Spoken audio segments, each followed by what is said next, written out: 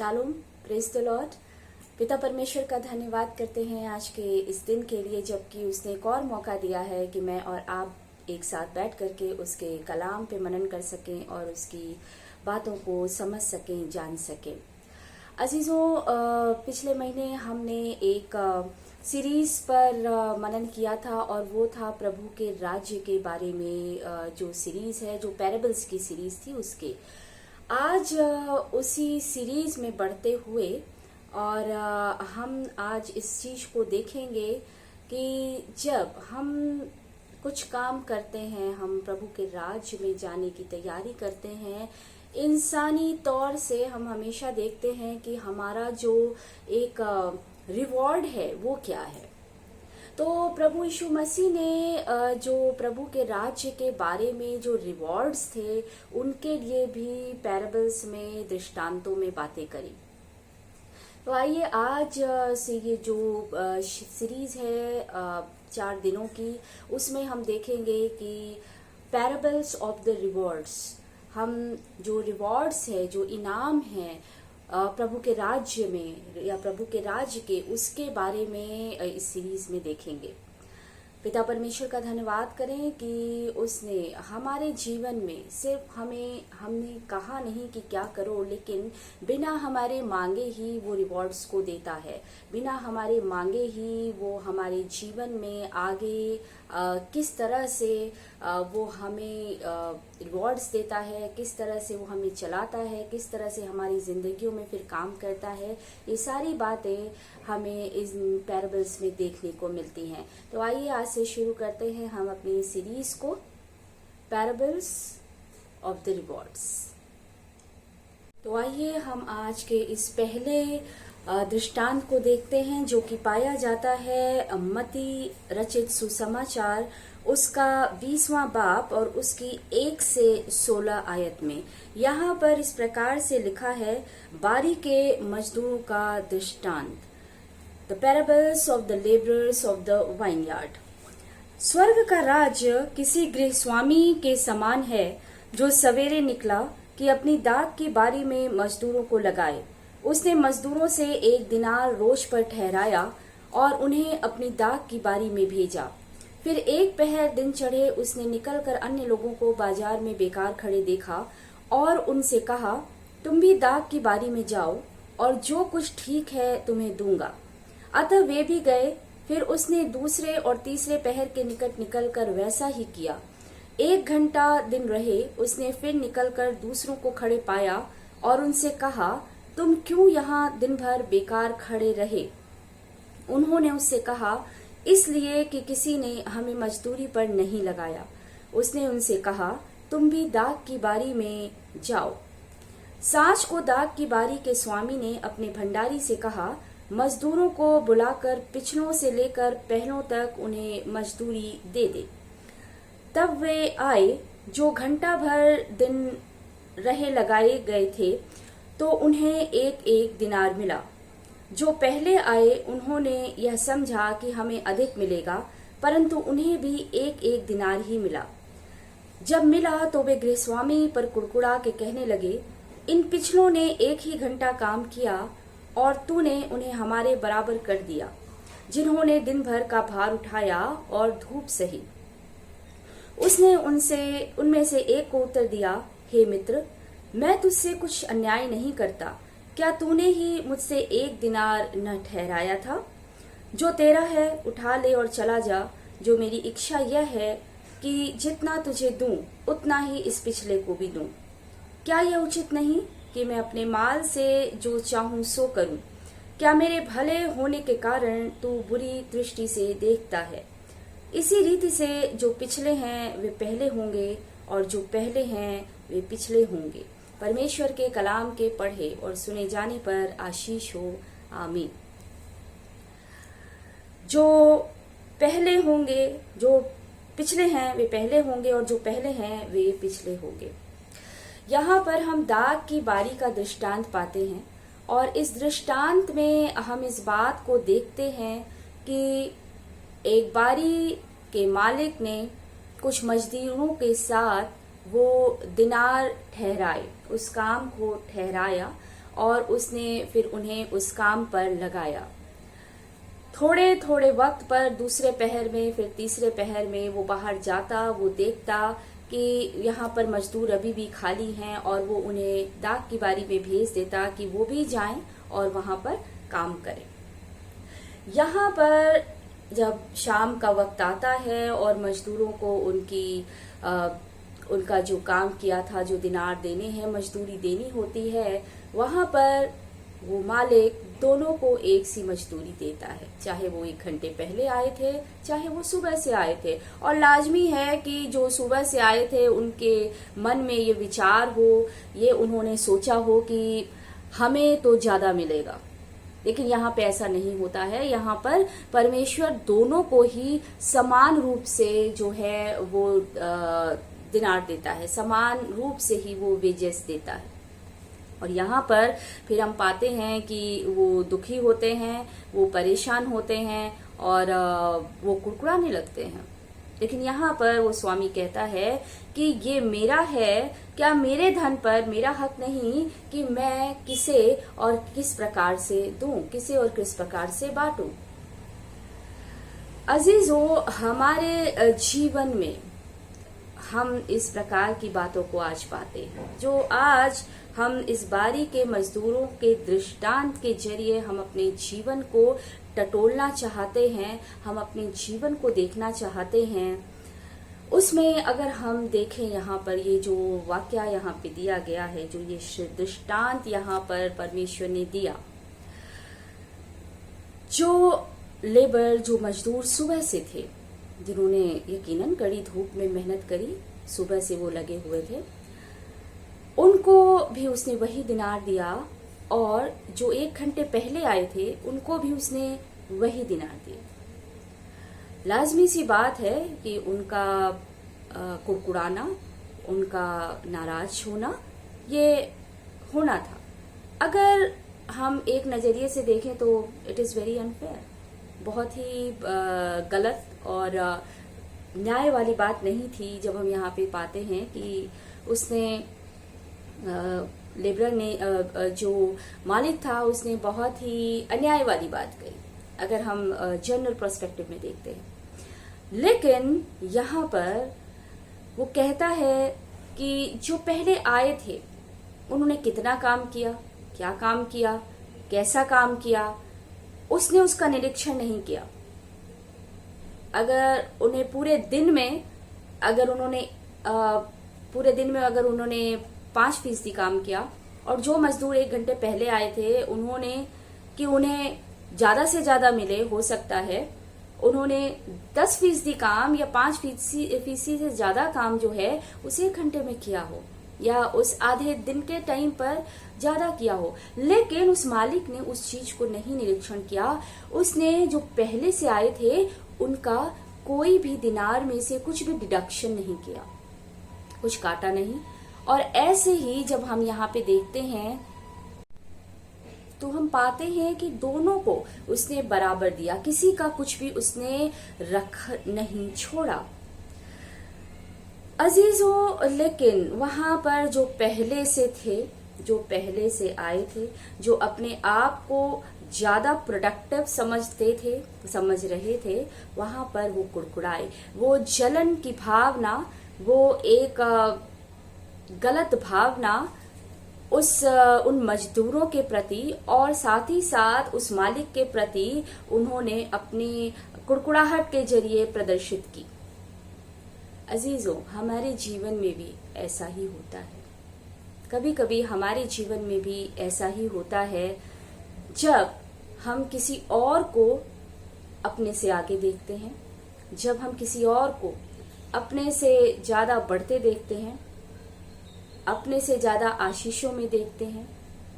That heart of envy, that heart of jealousy,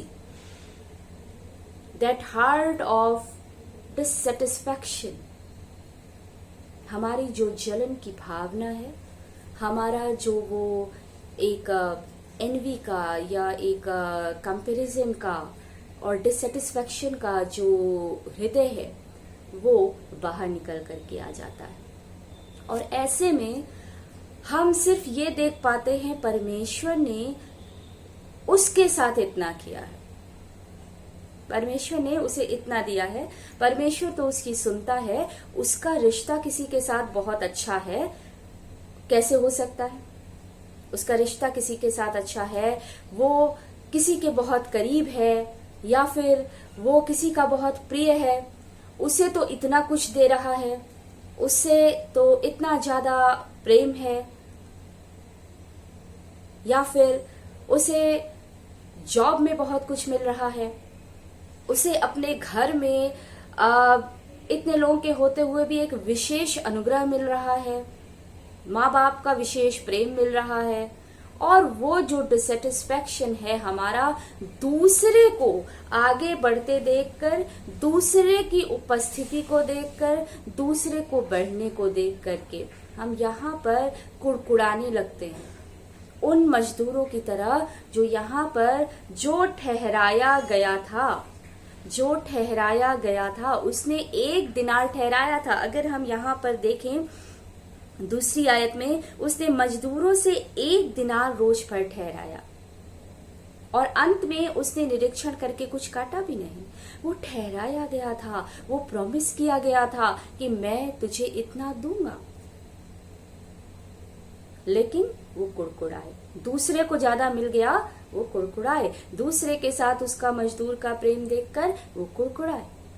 तो जीवन में हमारे भी यही होता है कि हम अपने जीवन में जो परमेश्वर ने आशीषें दी हैं, हम उसे न देख के हम दूसरे के जीवन की बढ़त को, दूसरे के जीवन के प्रेम को, दूसरे के जीवन के रिश्तों को देखकर हम कुड़कुड़ाने लगते हैं।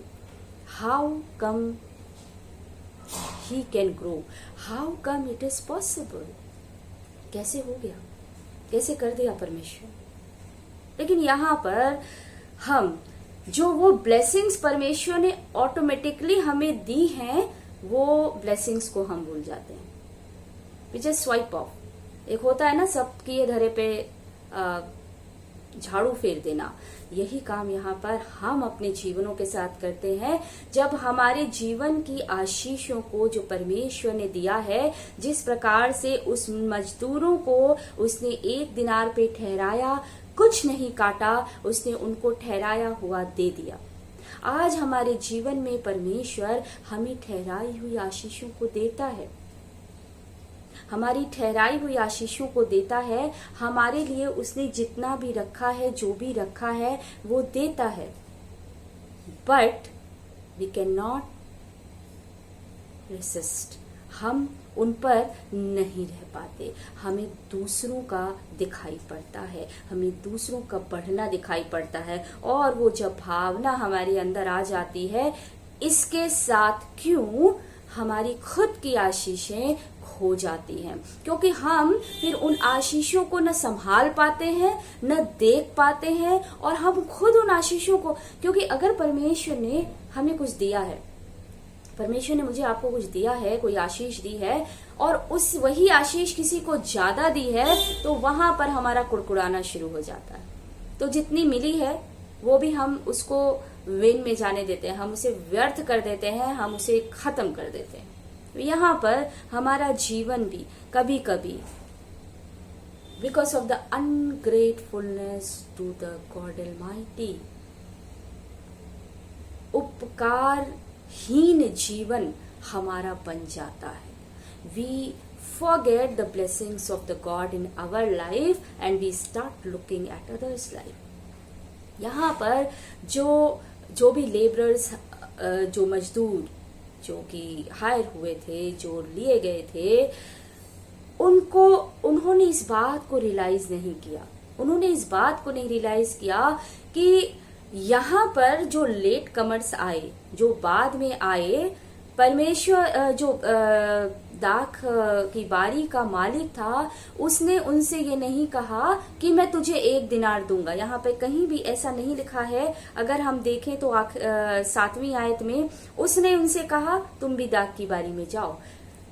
Neither they negotiated nor the land owner negotiated. वो दिन भर खड़े थे, उनके पास कोई सिक्योरिटी नहीं थी। आज वो खाली हाथ अपने घर जा रहे थे, आज चले जाते खाली हाथ।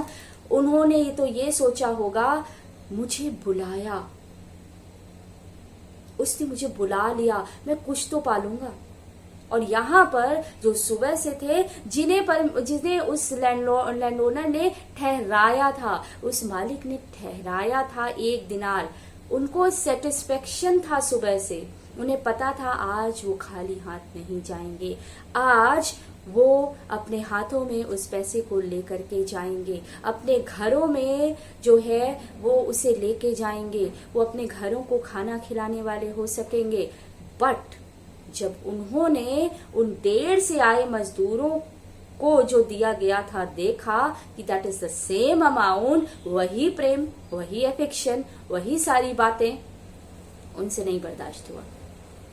वो भूल गए उस आशीष को कि तुम्हें तो सुबह से सिक्योरिटी मिल गई है। They forgot that they have got the security since morning, that they are not empty-handed today. अजीजों, आज हमारे जीवन में भी यही होता है। परमेश्वर आशीषें देता है, हमें पहले से बुला के दी है उसने आशीषें, अपने अनुग्रह की, अपने प्रेम की, अपने अनंत जीवन की, वादे की। बट जब हम किसी और के साथ देखते हैं ना, भूल जाते हैं और कुड़कुड़ाना शुरू कर देते हैं। वी थिंक वो तो बाद में आया है, वो तो बाद में आया है, how come? And then we start claiming, then we start grumbling, then we start that envy. तो क्या ये मेरे और आपके जीवन में अगर ऐसा है तो क्या ये सही है? ना तो उनको उनके गुड़गुड़ाने से कुछ ज्यादा मिल गया, ना उनको उनकी नाराजगी से कुछ ज्यादा मिला वही जो मालिक था दाग की बारी का, वो चाहता था। और जो यहाँ पे हम देखते हैं, उस मालिक ने इसलिए नहीं पे किया, इसलिए सेम दिनार नहीं दिया कि वो पहले, वो लेट, उसने ये सब नहीं देखा। उसने अपनी दीनता में कि ये 1 घंटे पहले आए हैं और अपने काम को ये कर रहे हैं, इन्होंने निगोशिएट नहीं किया, उस मजदूरों ने कुछ नहीं पूछा, वो सीधे, वो तो बहुत खुशी से वो तुरंत काम करने को चले गए। They did not ask about what I will get out of it, मुझे क्या मिलेगा। इसलिए अपने प्रेम में, अपने दीनता में, अपनी दया में हो करके उस दाग की बारी के मालिक ने उन्हें वही दिया जो वो सुबह से आए मजदूरों को दे रहा था। हमारी जिंदगी में अजीजों ऐसा ही होता है, हमारी जिंदगी में बहुत बार ऐसा होता है। परमेश्वर जो है हमें हम डिजर्व नहीं करते हैं, हम बिल्कुल डिजर्व नहीं करते, चाहे हम पहले से हों, चाहे हम पुराने विश्वासी हों, चाहे हम नए विश्वासी हों, हमारे अंदर तो लियाकत ही नहीं है। We do not deserve that. But परमेश्वर अपने प्रेम में, अपने अनुग्रह में, अपनी दया में हमारे जीवन में वो अनुग्रह देता है, वो आशीषें देता है। The kind of love, He loves us, the kind of love that bestows unmerited generosity, जो हम सोच भी नहीं सकते, उस दया में होकर परमेश्वर हमें आशीषें देता है। लेकिन यहाँ हम उन पहले आए हुए मजदूरों की तरह से उन आशीषों को खो देते हैं, जब हम अपनी नजरों को उनकी तरफ लगा देते हैं जिन्हें परमेश्वर आशीषें और दे रहा है, या हमसे अलग दी है, या हमसे ज्यादा दी।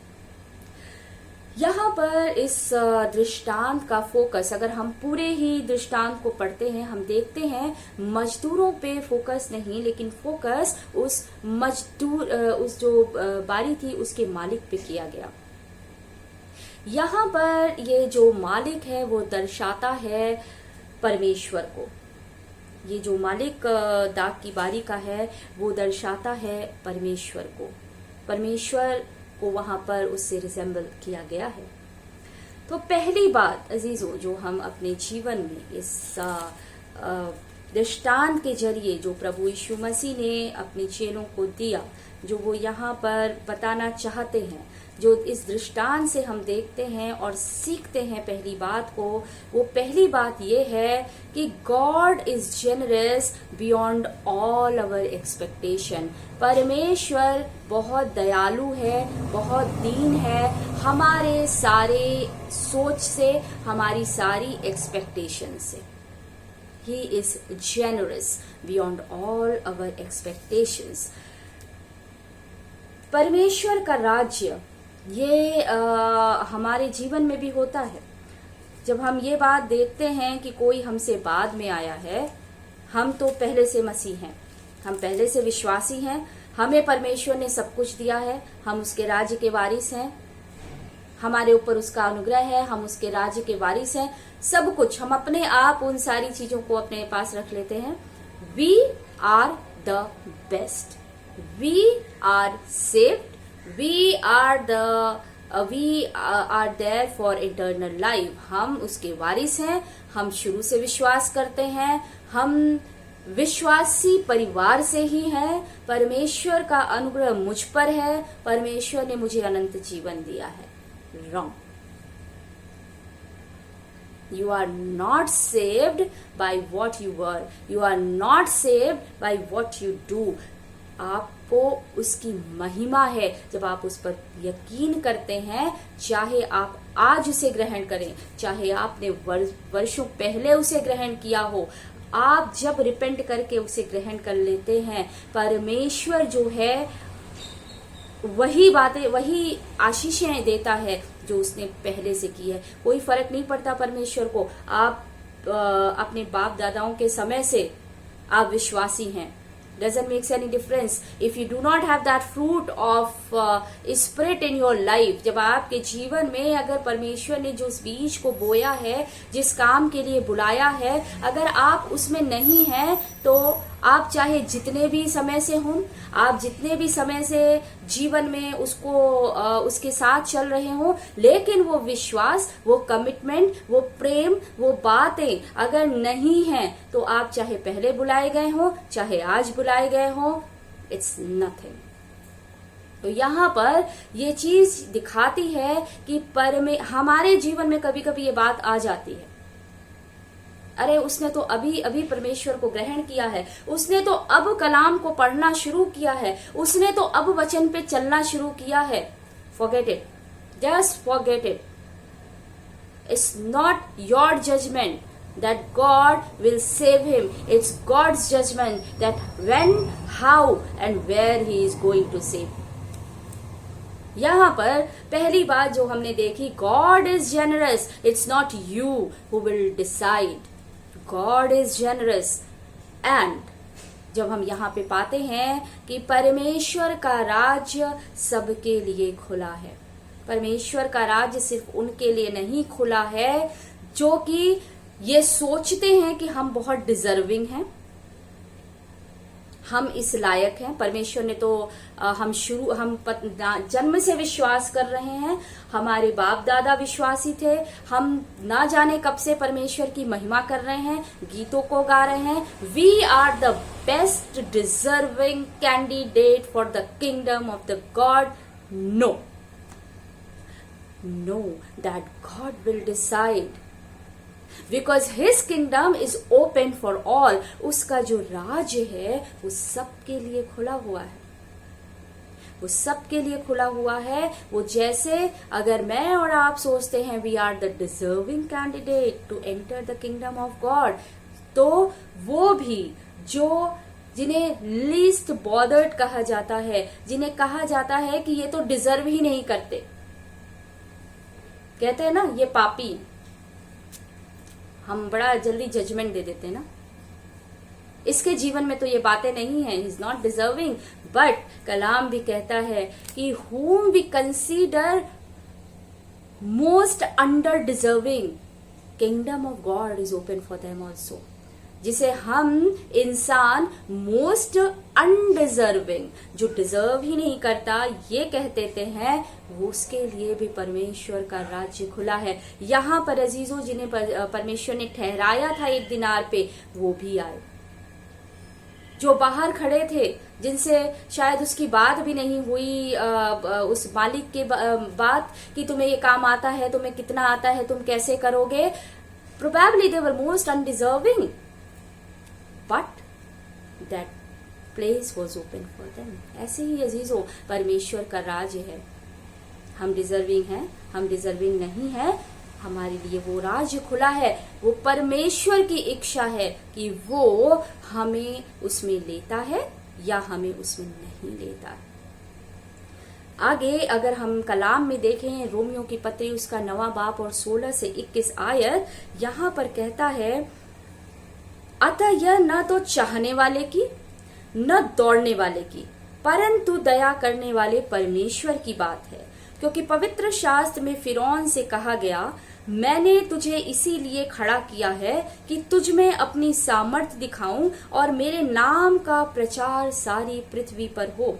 इसलिए वह जिस पर चाहता है उस पर दया करता है और जिसे चाहता है उसे कठोर कर देता है।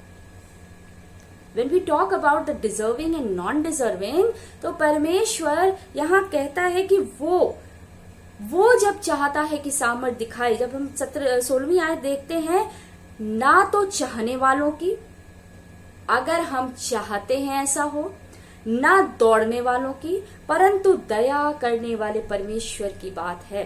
वी आर डिजर्विंग और somebody is undeserving. The kingdom of God is open for both. Always remember that. जब हम किसी को कहते हैं ना कि ये तो ऐसा है, ये तो ऐसा है, तो याद रखें, it is God. Undeserving, deserving, probably आज मैं और आप हम कहते हैं हम डिजर्विंग हैं, परमेश्वर की नजर में नहीं होंगे। Maybe that we are the most undeserving people in the front of eyes, उस राज्य में जाने के लिए। तो यहाँ पे वो कहता है, न चाहने वाले की, यानी न मेरी और आपकी इच्छा, न दौड़ने वाले की जो भाग रहा है, लेकिन ये सिर्फ और सिर्फ दया करने वाले परमेश्वर की बात है। That how he wants to stamp us, वो हमें किस प्रकार से देखना चाहता है। और 18वीं आयत, इसलिए वह जिस पर चाहता है उस पर दया करता है। यहाँ पर उस मजदूर, उस बारी के मालिक ने जिस पर चाहा दया किया। उसने चाहा कि वो 1 घंटे पहले आए मजदूर को भी वो वही दिनार दे जो उसने उनको दिया। He did that. वो उसकी मर्जी है, वो उसका पैसा है, वो उस मजदूर का था।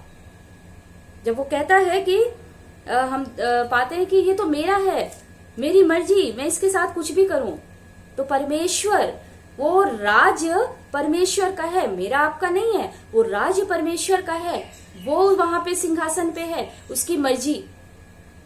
It's all his will. He wants to be generous on us, his will. कितना दौड़ लगा लो, कितना भाग लो, कितना भी कुछ भी कर लो, कितना भी दान कर लो, कितनी भी अच्छे काम कर लो, if he thinks you are deserving, then only you are deserving.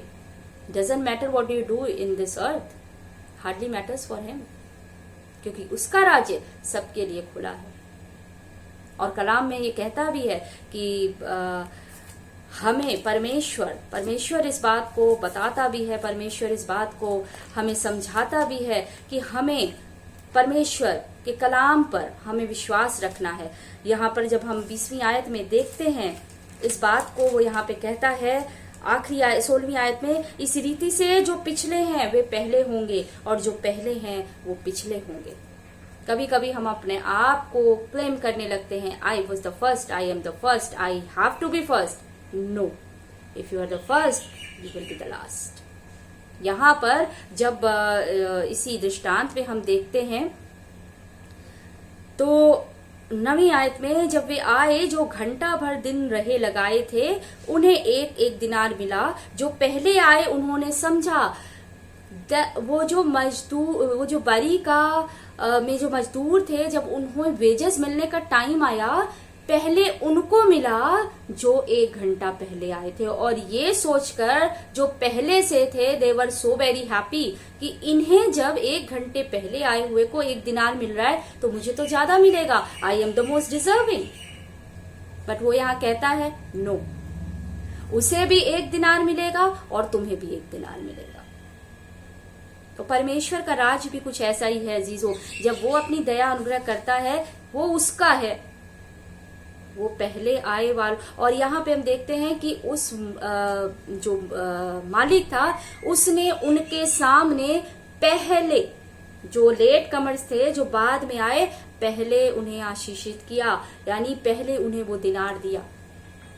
उसने ये नहीं कहा कि तुम लेट में आए हो, तुम पीछे आना, तुम पीछे थे ना, पीछे मिलेगा। इंसानी जीवन में हम करते हैं ना, दुनिया में हम बहुत बार करते हैं। आप बाद में आए हो ना, आप प्लीज पीछे ये दुनिया की क्यों नहीं है। जब हम लाइन बनाते हैं किसी चीज के लिए, जो पीछे आ रहा है वो पीछे खड़ा रहेगा। ये परमेश्वर का राज्य है, इसमें जो आगे है वो पीछे किया जाएगा, जो पीछे है वो आगे किया जाएगा। जरूरी है कि हम जब क्लेम करते हैं, जब हम किसी को अनडिजर्विंग हम उसे बोलते हैं, हम उसे अपनी क्षमता के अनुसार उसे कंपेयर करते हैं, नापते हैं और कहते हैं no, you are not, you are still weak, you are still weak, you can not come up front. Remember, परमेश्वर का कलाम कहता है, यहाँ पे साफ लिखा है, जो पिछले हैं वो पहले होंगे और जो पहले हैं वो पीछे किए जाएंगे, जो कि हम यहाँ पे देखते भी। तो जरूरी है कि हम अपने जीवन में, हम जहां हैं, हम जैसे हैं, जो आशीषें हैं, हम परमेश्वर का धन्यवाद करें। आगे दूसरी बात जो हम देखते हैं, रिवॉर्ड्स की जब हम बात कहते हैं, यहां पर उन्हें पता था कि in working in Lord's vineyard is an opportunity to serve God. यहाँ पर वो जो मजदूर थे, जो लेट आए, उन्हें वो मौका मिला। उन्होंने नहीं पूछा कि मुझे क्या मिलेगा, in return what I will get. वो गए, उन्होंने काम किया, उनके लिए वही बहुत था कि उन्हें काम मिला।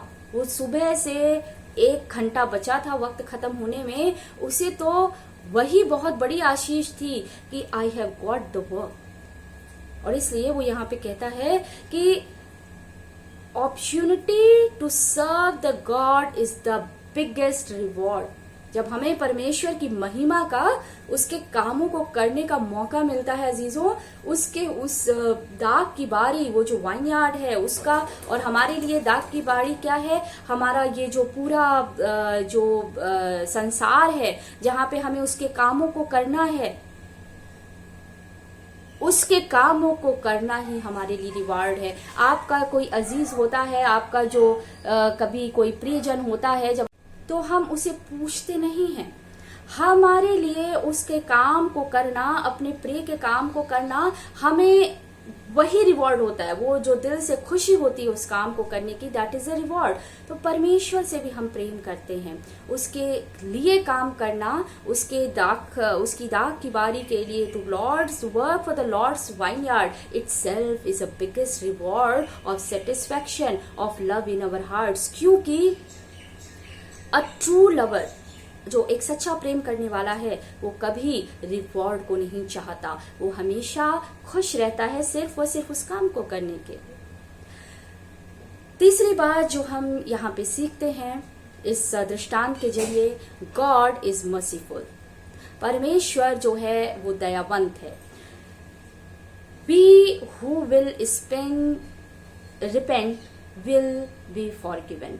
हम जब अपने पापों का अंगीकार करते हैं, जब हम उससे माफी मांगते हैं, वो हमें माफी का दान देता है। और जब हम उसके सामने अपनी माफियों को, अपने गुनाहों को रखते हैं, वो हमें अनंत जीवन का वो गिफ्ट, वो तोहफा देता है।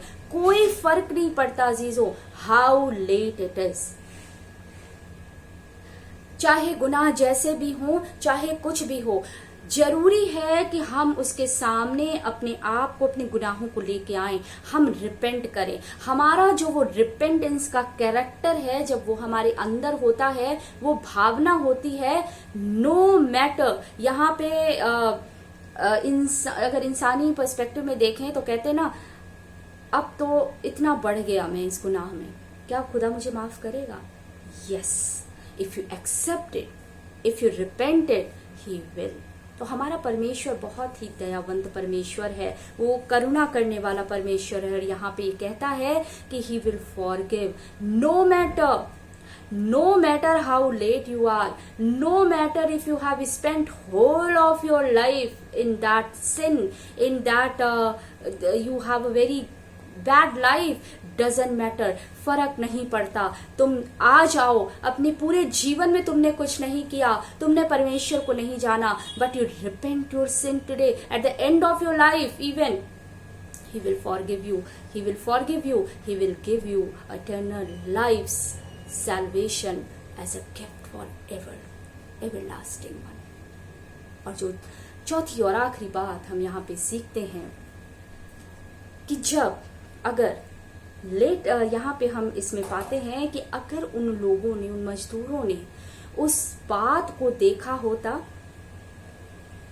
जो लेट आए थे, अगर उन्होंने इस चीज को देखा होता कि हमें तो 1 दिनार मिल रहा है, जो सबसे लेट आया था, जो 1 घंटे पहले आया था, वो अगर देखता और उसे 1 दिनार मिला, और उसके पहले जो दिन से थे, अगर उनमें भी ये भावना आती कि मैं तो दिन से हूं, ये 1 घंटे पहले आया है, इसे क्यों, तो उसे वो आशीष नहीं मिलती।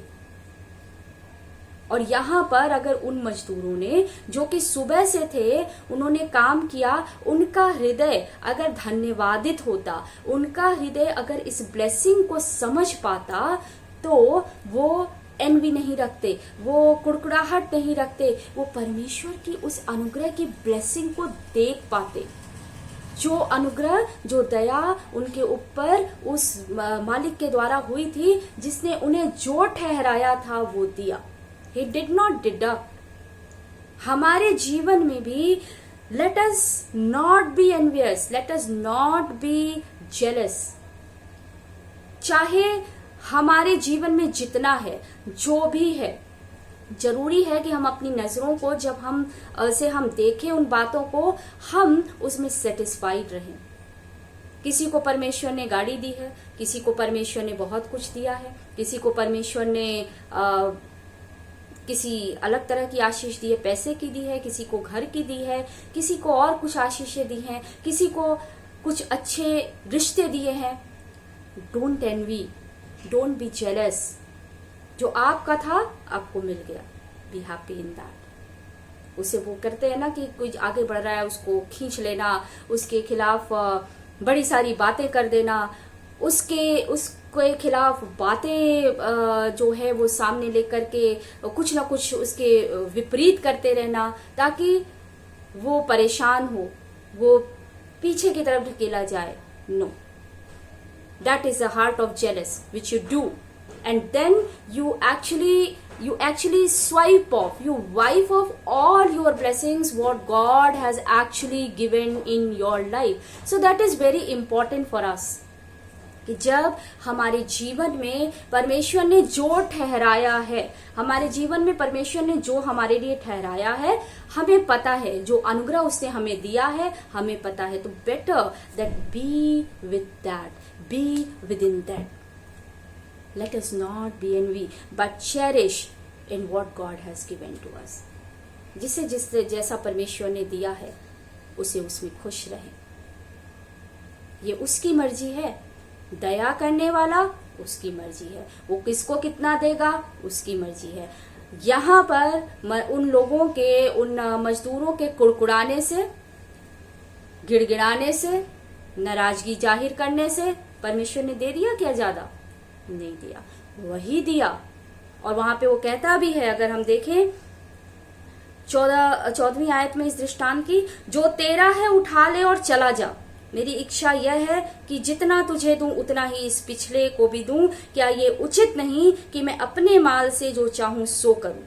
क्या मेरे भले होने के कारण तू बुरी दृष्टि से देखता है? Whatever is mine, that is मेरी मर्जी है, मैं जितना भी उसको दूं, मैं उसे और भी ज्यादा दे सकता हूं, ये मेरी मर्जी है। वो कहता है जो तेरा है उठा ले और चला जा।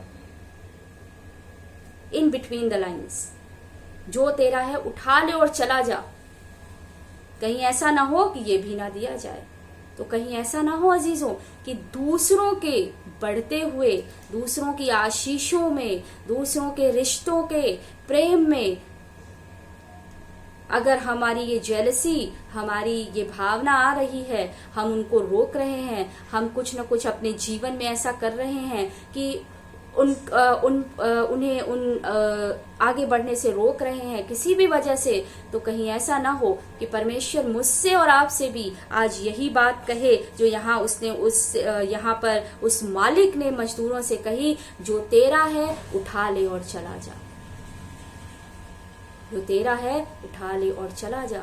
ये उसका ये ऑफ कोर्स उसे भी गुस्सा आया होगा, परमेश्वर को भी आता है।